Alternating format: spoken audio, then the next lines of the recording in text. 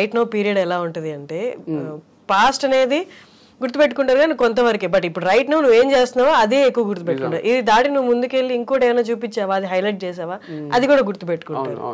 So మీరు అన్నట్టు అది గుర్తులేదు అంటే మనం ఏది చూపిస్తే అదే గుర్తుపెట్టుకుంటారు. నిజమే నిజమే అంటే అదే అంటారు కదా, నేను ఇన్ని సెంచరీలు కొడుతుంటి, ఒకప్పుడు నేను ఇట్లా, ఒకప్పుడు నేను మస్తు స్మార్ట్ ఉంటుంటి. ఎవరన్నా అంటారు చిన్నప్పుడు ఫోటోలలో చాలా స్మార్ట్ ఉన్నావు అంటే సంతోషం కన్నా ఎక్కువ బాధ అవుతుంది.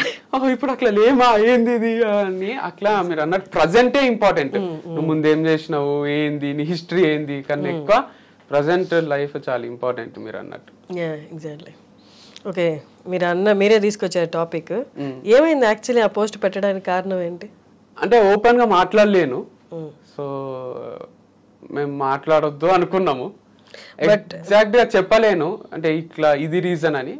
బట్ డిఫరెన్సెస్ అయితే వచ్చినాయి, బోత్ పర్సనల్లీ అండ్ ప్రొఫెషనల్లీ కొన్ని డిఫరెన్సెస్ వచ్చి we thought of getting separated.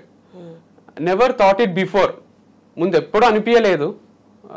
Complete హ్యాపీగా ఉంటుంటిమి. బట్ అది లైఫ్ అన్ప్రెడిక్టబుల్ ఉంటుంది అంటారు కదా, మనం ఏమనుకుంటే అది జరగది. సో అనుకున్న దానికన్నా కొంచెం అటు ఇటు అయ్యి మంచిగా నీట్గా హ్యాపీగానే విడిపోదాము అని డిసైడ్ అయినాం. సో అదే పోస్ట్ పెట్టినాము.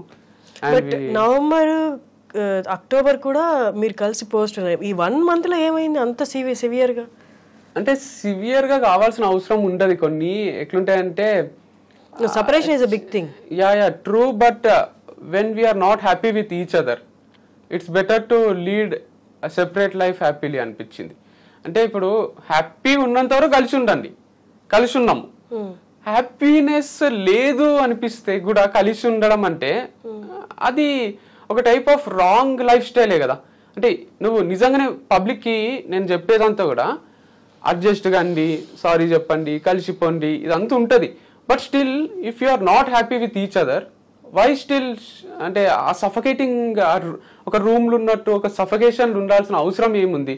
అంటే చాలా ఫ్యూచర్ ఉంటది కదా ప్రతి మనిషికి. ఈ అన్హ్యాపీనెస్ ముందు లేదు అన్నారు కదా, 1 month లోనే అంత అన్హ్యాపీనెస్ కనిపించింది. మీరు అన్నారు ముందు వరకు చాలా హ్యాపీగా ఉన్నారు. అవునవును, 1 month లోనే అంత అన్హ్యాపీనెస్ ఎలా? అదే ఆఫ్ కెమెరా చెప్పొచ్చేమో, అంటే క్లోజ్ రిలేటివ్స్ కి, ఫ్రెండ్స్ కి.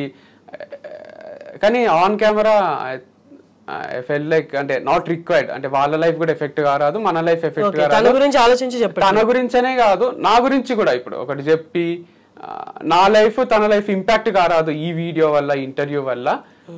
It's okay, we're still having good time without each other. అంటే ఇద్దరం సెపరేట్ గా కూడా మంచినే ఉంది మాకు ఇప్పుడు కూడా. So is it possible? అంటే ఒకరికొకరు అనుకుని ఇన్ని నెలల, 2 సంవత్సరాలు, 1.5 year పైనే.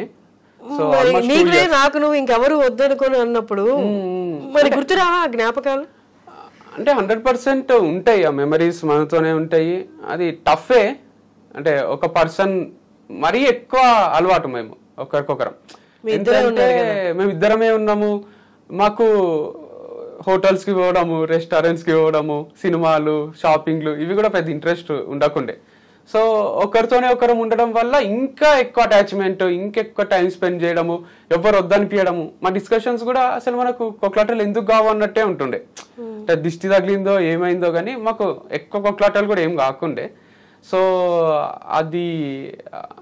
అదిగా రాసి పెట్టుందేమో ఇంత డ్యూరేషన్ మేము కలిసి ఉండాలని. సో సాల్వ్ చేసుకోలేని ప్రాబ్లమా?